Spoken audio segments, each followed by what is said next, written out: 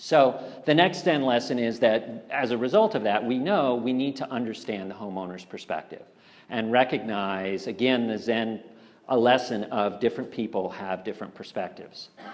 So one of the things that I think is important for us to know is that, you know, homeowners don't have the experience that we have in construction. So, you know, they have little to no experience about construction projects, and they don't realize that it's not like buying a product at a store. You know, it's not like they just go out and buy this product and boom, they bring it home and they've got a brand new kitchen.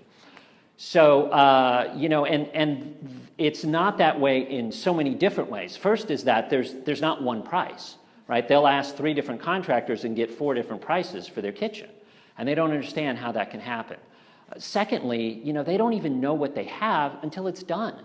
So that's a huge source of anxiety for them because they never really know for sure that they're getting what they want.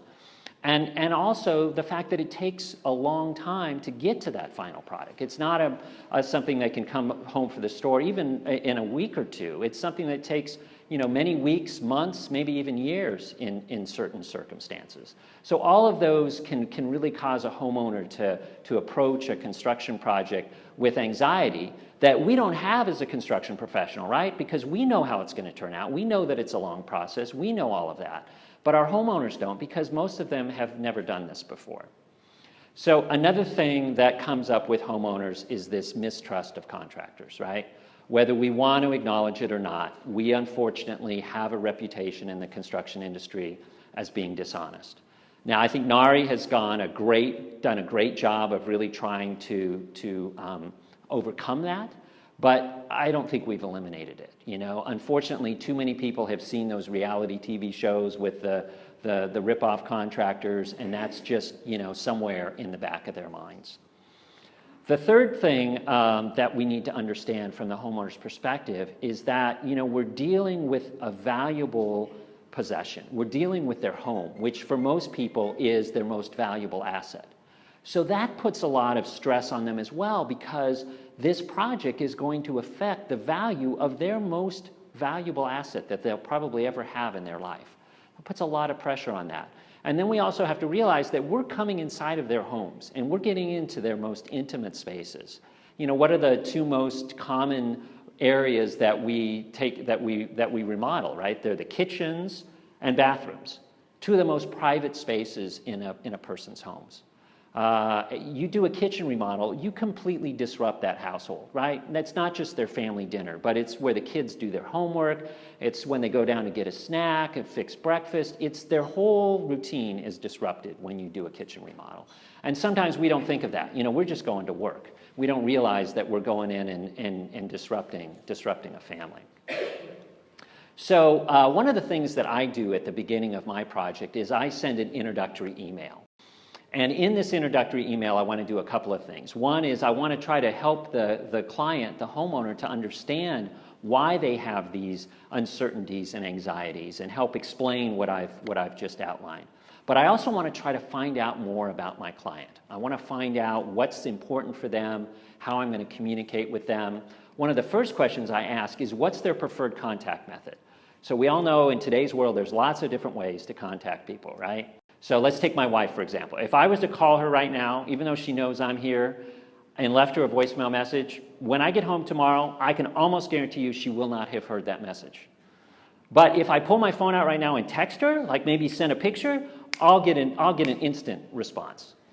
And now if I take my dad on the other hand, you know, if I send my dad a text, he can't even reply back because he doesn't even have a keyboard on his phone. So you have to know how people communicate. You know, I find, at least in Southern California, housewives nowadays it's all about texting because that's how they communicate with their kids and the fellow moms. So I know that.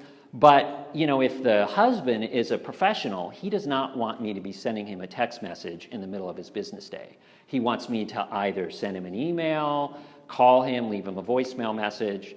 Sometimes, I'm actually working with one CEO right now that loves to text me. And I don't know how he does this, but he's texting me all day long.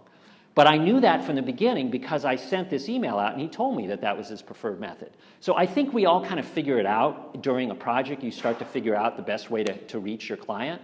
But what I find is it's better to ask that at the beginning of a job rather than spend the first however many weeks trying to figure out the best way to communicate with them.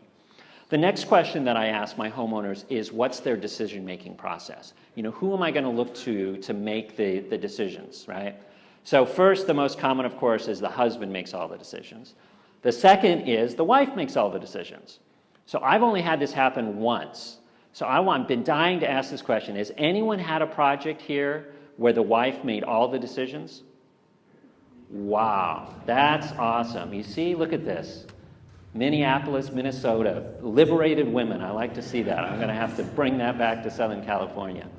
So the third one, which I hear lots of times, is, well, you know, the husband, you know, he's going to take care of the budget questions, and the wife, she'll take care of the design decisions. So we all know that's a recipe for disaster, right? And so you know, when I hear that, I have to make a conversation about that so that they understand that that's not a real workable condition. The third thing that I ask them about is, what level of communication do they want? You know, do they want to be copied on every email? I have certain clients and they want to see every email that I send out, and that's fine. And others, they're just so busy, they just say, look, don't send us an email unless you need a decision. If I get an email from you, I know that you need some kind of direction or decision, so I'll respond.